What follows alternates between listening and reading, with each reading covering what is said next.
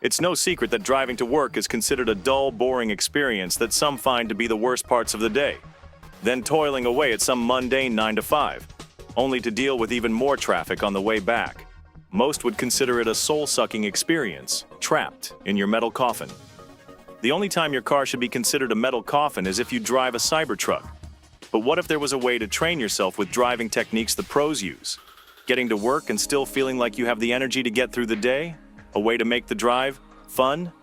If you use the techniques outlined in this video, then over time you'll find the overall driving experience smoother and even the best parts of your day. But before we get into it, the key here is safety. So don't expect to be speeding like you're on the Wangan. We're trying to keep you out of jail or crashing into walls like you're trying out for the night kids. And the best part is you can use these techniques even if you're in an SUV or 4x4. However, it would be ideal to practice in a car lower to the ground like a sedan, coupe, or hatchback. You should still follow all the basic traffic laws. This is not intended to be done as an excuse to needlessly speed through traffic. Once you learn these methods, you'll be a better and more skillful driver. That said, let's start with number 1. Turning speed. Practice your turns going around corners. I'm not saying to fly around the corner, but rather understanding the turning process. Your mind is so used to turns that this might not seem special, but you need to break out of that mindset. Pay attention to when you slow down, how wide or short you make the turn, and at what point you start to accelerate. Does your car slide when it turns? Do you know if it's understeer or oversteer? Are you turning into your lane as you should be? Are your turns smooth or is the car jerking about? If you want to get started on drifting, then you'll need to practice on this one. A drift relies on your entry and exit handling. Besides, depending on the type of car you drive, you can make smooth turns centered around grip, or the traction of your tires on the road, usually keeping you from sliding. Number 2, concentrate 2 cars ahead. This is a simple way to watch the road, not just the car in front of you. But if the person in front drives like they're having a stroke, then hold off on this method. Don't let the car in front dictate your rhythm regardless of how fast you actually drive. You'll be able to see down the line of cars to see the ebb and flow of traffic. That way you can make the call to slow down or change lanes rather than being surprised by the car in front of you suddenly braking. This will help you to remain calmer since you can already see what's up ahead and plan accordingly. The better you get at this, the further down you can expand your view. It might be a little challenging if the car ahead is big and bulky, but you can use clever tricks like looking through the car's windows to see ahead. Plus, you can spot where police are hiding out way down the road.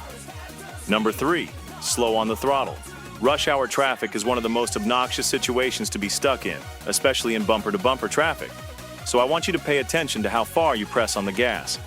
Take note how far you push down on the pedals, either on the highways or in city driving. Keep track of how little you can accelerate by pressing on the gas. Each car is different, and you'll find out that you don't need to just mash the gas pedal all the way down to get the car moving how you need it to, which will play into the other points on this list, such as number 4, tailing the car ahead of you. This is a very important one to understand as it's the secret of my own driving technique. I want you to focus on the car ahead of you. Watch every move it makes, study it. Try to understand the sort of person behind the wheel. It's like watching how a person walks while being less intrusive. You can deduce their mood, if they're distracted, and even their level of skill. There is so much you can learn just from this alone. It's different from the earlier entry as your attention is mostly on the car in front of you. Keyword, mostly. Once you get proficient enough, your concentration will give you a greater sense of awareness of your surroundings. However, I want to clarify that you shouldn't tailgate them or ride on their bumper, nor am I suggesting you follow them home. Just long enough to get a good understanding of their driving style. It's a good way to sort out people who know how to drive over those who still need more lessons. Remember, someone going slow doesn't always mean they're a terrible driver. It depends on road conditions, the weather, if there are police hanging around, and even the flow of traffic. When you feel you've understood the sort of person you're driving behind, do it again with someone else. Number 5, timed lane changes. Only change lanes when you see a clear path to move ahead. In professional racing, there's a reason you don't see everyone just trying to perform an overtake at every possible instance. Going too far wide will lead to a loss in time and allow others to pass them. It's the same concept here. Just because you see a lane moving faster than yours, that doesn't always mean it will remain that way. Making a lane change too soon without looking or planning ahead could trap you behind slow drivers or more traffic you didn't account for. If you do this correctly, you'll essentially zoom through traffic in a phenomenon akin to the Fujiwara zone. That's right. You can practically speed past slow drivers without looking like someone who's late for work, that's about to be fired and end up losing the house, the kids, and the dog in the following divorce. Focus on a clear opening, then make your turn into the next lane swift and simple. Which leads us to number 6, quicker lane changes. When you have that clearing to change lanes, practice how fast you can do it. It's not about the speed, but how smooth you're able to do it. The less you can shift the car's weight without rocking it, the better. Don't just hard steer into the lane. Keep your car facing forward as much as possible. See it as if your car is following a single driving lane, much like merging onto the highway or taking an exit ramp. Number 7, slow braking. Braking should be a slow and gradual process. Too often you find drivers just mashing on the brakes. This leads to the brakes locking up, or in modern cars activates the ABS or anti-locking braking system to keep your car from losing control. But it isn't a guarantee to stop the vehicle.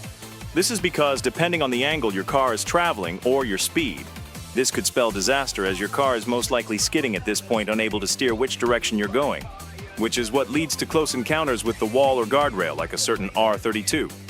Whenever you come to a stop sign, red light, or slow traffic, you should gradually decelerate. The smoothness of your brakes will require a greater sense of pedal control. Not to mention will help you in judging your distance better. And finally, number 8, don't give it your all. This is a bonus that most driving videos won't instruct you. I want you to hold back, reserve your ability, and go only 80%.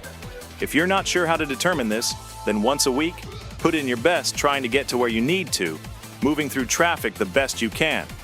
From that, tone it down. Get more used to following the methods we discussed. Then once or twice a week, put in everything in order to gauge your driving skill. This method is not only good for throwing off others trying to race you, but you'll also conserve the amount of energy your body uses up. That's right, this method will help reduce your stress levels when going into work and on the way home. You'll be able to pace yourself like any marathon runner instead of always dashing full steam, like how most others that drive wildly end up drained and frustrated when it's just the start of the day. Follow these methods to find your own racing lines or fastest path to the finish. If traffic is often in gridlock, then you'll need to leave earlier or explore other routes and side streets. With a little bit of time and practice, you'll be able to make the way you drive more interesting, but still safe to do. Again, I stress the point is to perform these methods without driving recklessly or cutting people off.